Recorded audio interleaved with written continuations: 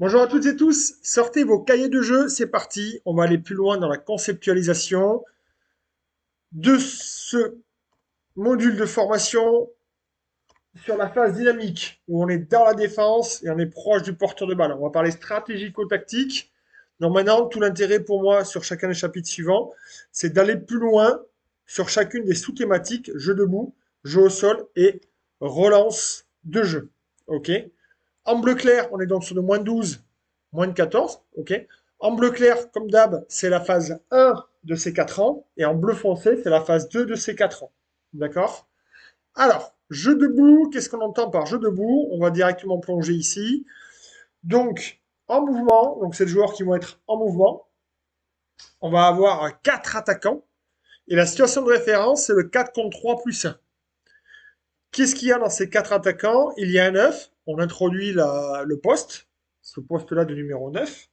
Et enfin, après, on met un porteur de balle qui sera entouré d'un soutien offensif externe et d'un soutien offensif interne. Ça, c'est pour la partie attaque. Et en défense, on va retrouver, bien entendu, la même chose. Ok, on va avoir son pendant. 4 contre 3 plus 1, 4 défenseurs, avec un 9 en rideau 2 et un plaqueur entouré d'un soutien offensif extérieur et un soutien défensif intérieur. Ok. Allez, c'est parti, on plonge dans le concept. Alors ici, je vous propose la fiche suivante où je reprends donc développement phase 1, phase 2, donc je ne vais pas préciser, en mouvement, donc ok, ça on l'a déjà dit. Maintenant, l'objectif qu'on a déterminé, franchir une d'avantage face à 3 défenseurs en conservant le mouvement du ballon, afin de marquer rapidement, efficacement, malgré la pression défensive. Les gestes techniques qui vont pouvoir nous être utiles, passe après contact, passe piston, duel off, passe pop, et le jeu au pied rasant et par-dessus. Alors, maintenant, je vous propose 4 situations, entre 4 contre 3 plus 1, et maintenant je vous propose 4 situations de jeu avec différentes options. Option numéro 1. Option numéro 1, donc comme vous pouvez le voir ici, alors surtout les situations de référence, il va y avoir différentes options en fonction de comment va être placée la défense. Très rapidement, on voit que l'intervalle est situé entre le plaqueur et le SDE. Il y a une déconnexion. Donc l'idée, ça va être de jouer dans cet espace-là. Ok. N'oubliez pas que le principe, c'est de marquer le plus efficacement possible et le plus rapidement. Donc on va chercher l'espace le plus visible. Donc là, SOI passe à porteur de balle qui vient fixer et fait une passe pop au soutien offensif extérieur. Dans l'idéal, bien sûr, c'est la passe avant contact. Ok. Et après, bien sûr, 9 et SOI, on va demander à converger pour pouvoir franchir et jouer ce franchissement après. Situation numéro 2. Situation numéro 2, cette fois-ci, l'intervalle il est entre plaqueur et SDI. Donc là, le SOI peut faire la passe et le porteur de balle peut refaire une autre passe, passe inter relevée. Vous savez, les petites passes inter à l'aveugle qui peuvent être pas mal. D'accord. Pour qu'il puisse jouer dans l'intervalle ici. Ok. Sur la situation numéro 3, cette fois-ci, SDI, PLQ et SDE sont bien connectés. Il n'y a pas vraiment d'espace libre ici. Donc l'option qui peut être pas mal, c'est que le porteur de balle puisse jouer un jeu au pied par-dessus ce rideau défensif qui est assez dense pour jouer dans la zone R2, dans le rideau 2, parce que le 9, vous avez vu, cette fois-ci, c'est le 9 qui est en retard sur son placement. Ok. Donc du coup, la zone la plus facile à jouer, elle est juste dans le dos. Ensuite, sur la situation numéro 4, alors là, tout le monde est très bien placé en défense. Les défenseurs sont connectés. Le 9 est en deuxième rideau. Donc cette fois-ci, il n'y a pas de décalage. Ça veut dire qu'il va falloir créer l'intervalle. Donc ce qu'on va conseiller aux porteurs de balle, c'est pas forcément d'envoyer au casse-pipe les autres joueurs ou de taper au pied et que le 9 récupère la balle. On va conseiller que le porteur de balle joue son duel. Ok, il joue son duel pour ouvrir une porte ici, donc soit intervalle extérieur, soit intervalle inter. Et en fonction de comment il va jouer son duel, ben, SOE ou SOI seront impliqués. D'accord. Donc si le porteur de balle, par exemple, joue son duel là ici sur l'extérieur, c'est SOI qui devra converger, vous voyez, pour avoir la passe ici. Et si c'est l'inverse, c'est SOE qui devra converger pour recevoir la balle ici. Dans tous les cas, de toute façon, on va conseiller à SOE et SOI de venir converger pour pouvoir ensuite franchir et jouer pour finir l'action et marquer. Maintenant, dans les conseils généraux, c'est-à-dire que là, je vous ai expliqué assez rapidement les différents cas de figure sur la situation de référence qui peut arriver. Ok, il y a toujours un intervalle de disponible, sinon on doit les créer si jamais il n'y en a pas. Maintenant, quels sont nos repères, nos principes de jeu autour de notre triptyque percevoir, décider, agir. Ok. Donc ici, je vous ai mis des mots, des verbes d'action que vous pourrez réutiliser déjà pour vous, pour mieux comprendre la situation et mieux la faire comprendre aussi au niveau des joueurs. Donc là, on parle un petit peu à tous les joueurs, on va dire que c'est les principes fondamentaux. Ok, il n'y a pas forcément de lien sur une situation spécifique, c'est plutôt pour les cas de situation de manière générale. De manière générale, il est nécessaire d'identifier l'espace exploitable, il est nécessaire de lire la position des soutiens, il est nécessaire de reconnaître la désorganisation défensive. Pour cela, il faut garder la tête haut, et avant d'agir, il faut lire. D'accord. Ensuite, pour décider des différentes options de jeu les plus efficaces, les plus efficientes, d'accord, en fonction de la zone d'attaque, en fonction de la vitesse, de la pression, ben, je vais choisir soit de faire une passe piston, parce que du coup j'aurais été mis au sol et j'aurais pas eu le temps, soit une passe après contact. Si jamais j'ai un petit peu de temps, la passe avant contact reste la meilleure option, parce qu'on peut jouer plus rapidement. Et après, sur la vitesse d'exécution, bien sûr, s'engager, communiquer, libérer les bras, garder la passe vivante, la balle vivante, voilà. Au niveau du mantra, avancer ensemble, connecter, vite.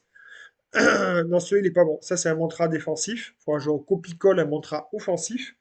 Vous voyez, j'ai fait un copier-coller, j'ai pas corrigé ça.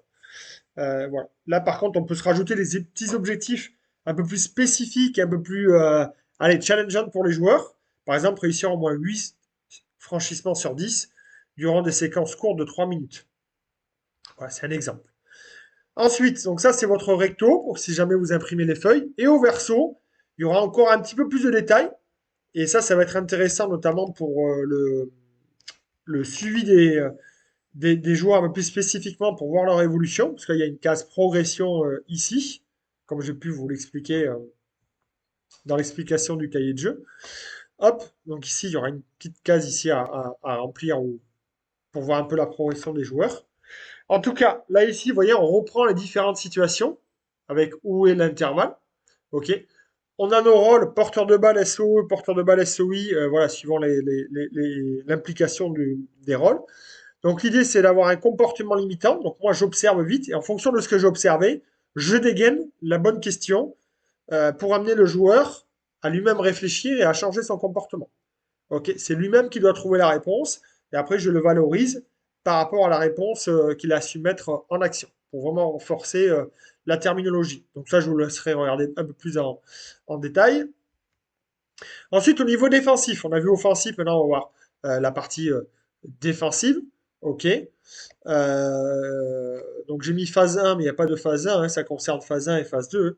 Voilà. Donc presser l'attaque par une ligne connectée. Donc là, on va commencer à parler de connexion entre trois joueurs, SDI, PLQ et SDE. Ok. L'objectif, ça va être de monter ensemble en fermant l'intérieur pour stopper les quatre attaquants. Et le but du jeu, c'est de récupérer la balle et contre-attaquer pour marquer. Sur les gestes techniques, contact pour le plaqueur, plaquage ceinture, plaquage off. Pour le défenseur, course de fermeture et arrachage. Et bien sûr, la réception de balle sur du rasant ou sur du par-dessus. Situation numéro 1. Donc on voit que chacun est très bien connecté ici. On voit qu'en fait, en attaque, ils vont vite déplacer la balle vers l'extérieur. Ok, par ce petit jeu de passe, deux passes rapides. Donc là, le but du jeu, c'est aller chercher l'impact ici. Ok, d'avancer, donc bien en ligne, de monter pour aller chercher l'impact ici. Ok, et le 9 qui va fermer lui aussi. Donc on voit bien les différents signes, ça c'est la connexion. Ok, l'idée c'est qu'il y a à peu près 1 mètre, 1 à 2 mètres de connexion. Ben, si jamais on sort de ça, on est déconnecté. Et du coup, on laisse des intervalles et c'est plus dur à défendre ensemble. Ensuite, on voit ici que cette fois-ci, les attaquants décident d'attaquer cet intervalle-là, ok, par la passe intérieure ou le porteur de balle qui fait son crochet. Donc l'idée, c'est de vite fermer ici et de plaquer pour avoir un impact ici. Ok, donc si c'est SOI, ben c'est SDI qui va devoir plaquer. Si c'est porteur de balle, c'est plaqueur qui va devoir plaquer. Donc très important là, la communication. Situation numéro 3. Situation numéro 3, le porteur de balle va tenter son duel ou un jeu au pied rasant ou en hauteur. D'accord? Donc là, l'idée, c'est que le plaqueur, lui, puisse monter très très vite, très très rapidement pour l'empêcher ou pour contrer le jeu au pied ou l'empêcher de jouer son duel, donc en le mettant au sol. Ok, en l'empêchant aussi de faire la passe à SOE. Donc il faut que je monte très vite. SDI ferme et SDE ferme, ce qui va rassurer le plaqueur. Voilà. Et si jamais ça joue au pied par-dessus, ben, le 9 doit vite venir fermer la porte. Et les trois joueurs ici doivent vite se retourner pour venir aider à défendre. Donc voilà un peu les trois situations qu'on peut retrouver. Donc porteur de balle joue à l'extérieur. Là, on joue à l'intérieur. Et là, on joue soit le duel, soit le jeu au pied par-dessus. Voilà un petit peu les trois situations qui peuvent se retrouver. Maintenant, qu'est-ce que ça donne au niveau de nos principes? Donc, identifier comment est positionnée l'attaque, la largeur, la profondeur, identifier son vis-à-vis direct, observer les signaux, les regards, qui va faire la passe, qui va rentrer en contact, qui va jouer au pied, évaluer aussi la vitesse à laquelle ils arrivent, d'accord? Évaluer aussi si je suis bien à distance de mes coéquipiers pour connecter. Ensuite, nommer qui est inter, qui est exter, qui va plaquer. Est-ce qu'on fait une glissée? Est-ce qu'on monte fort? Voilà. Et après, bien sûr, les gestes après avant et pendant la défense et après, monter ensemble, connecter longueur d'un bras. Après le plaquage, voilà, après ça va plus concerner le jeu au sol, mais qui sécurise, qui fait quoi. Ça, on le verra juste après. Le mantra, ligne droite, intérieur fermé, connecté, avancé, 9 couvrir masse. Voilà, et toujours nos petits objectifs d'action, tenir une ligne avec un mètre pendant au moins 80% des phases. Ok. Voilà, pour rentrer sur un peu plus de détails, comme vous allez voir, sur les objectifs SMART, ça va être toujours intéressant de se dire, 3 actions sur 4, on y arrive, 5 actions sur 10, et ainsi de suite. Là, ce qui va être important, c'est vous voyez, il y a un mètre, il y a des pourcentages, il y a 3 actions sur 4, il y a un temps, 2 secondes. Voilà, je vous ai mis des exemples, c'est peut-être pas les plus pertinents. À vous de voir un peu ce que vous pouvez trouver pour challenger les joueurs. En tout cas, ça donne des indicateurs un peu plus concrets et, et visuels pour les joueurs. Pour terminer, nous avons donc idem. Attends. Nous avons maintenant un détail un peu plus d'informations en fonction de la situation et en fonction du rôle du joueur. Comme ici, par exemple, si l'intervalle est à l'extérieur, porteur de balle attaque trop loin, laisse le temps au PLQ de glisser. Ouais, je me disais bien, il y avait un truc qui n'allait pas. J'ai lu la mauvaise ligne, mauvaise grille. Donc là, on est plutôt sur la grille de défense. Vous voyez, avec nos trois situations. Le porteur de balle joue le duel au pied. Par exemple, si on prend ici. Le plaqueur, lui, c'est quoi qui est limitant? Par exemple, attente à plat. Ok, donc du coup, il donne la vitesse au porteur de balle. Le porteur de balle, il a le temps de faire ce qu'il veut. À quel moment déclenches-tu ta montée? Ok, monte tôt, le plus tôt possible. Les bras hauts, ok, les mains libres sur le pied, pression sur les appuis. Bon, éventuellement, s'il y avait un jeu au pied. Super, tu montes vite et tu enlèves le temps au porteur de jouer son coup de pied. Contre-pied, euh, contre, contre-ballon, ouais, ou contre-pied. Contre-pied, c'est pas ça, mais contre-ballon. Bras haut, appui avant, contact, poitrine hanche. Ok. SDE, par exemple, SDE, il est trop large. Il a du retard sur la glissade défensive. Ok. Quand commences-tu ta glissée? Démarre dès que le porteur de balle s'oriente extérieur. Ok. Dès que je sens que le porteur de balle va faire la passe, bah à ce moment-là, hop là, je peux glisser et monter sur mon vis-à-vis. Ok, super. Ta glissade rapide ferme la porte extérieure. Donc voilà. Ok. Allez, à vous de jouer pour créer votre entraînement à partir de cette base de données.